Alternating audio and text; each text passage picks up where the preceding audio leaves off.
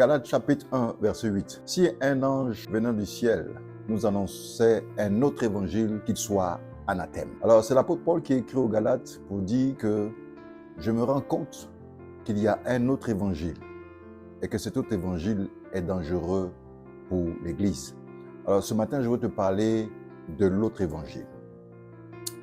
Effectivement, malheureusement, nous avons aujourd'hui un évangile contrefait.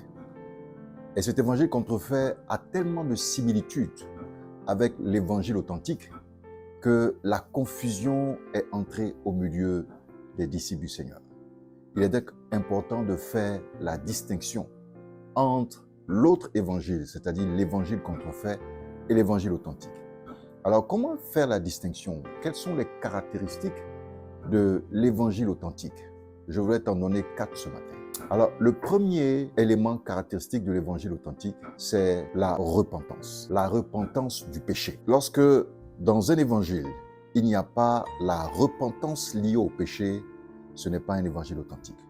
Deuxième chose, c'est la sanctification. Lorsque dans l'évangile qui est prêché, il n'y a pas un accent qui est mis sur la sanctification progressive, alors nous ne sommes pas dans un évangile authentique. Troisièmement, il y a l'amour de Dieu pour les choses de Dieu. L'amour de Dieu pour l'Église.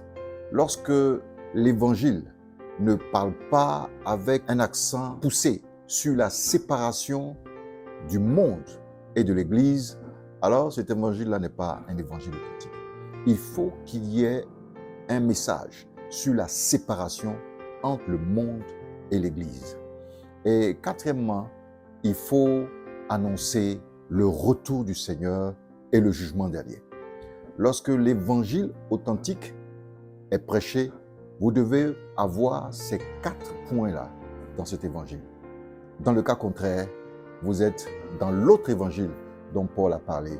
Paul disait ceci, si un ange même qui venait du ciel nous annonçait un autre évangile, qu'il soit anathème.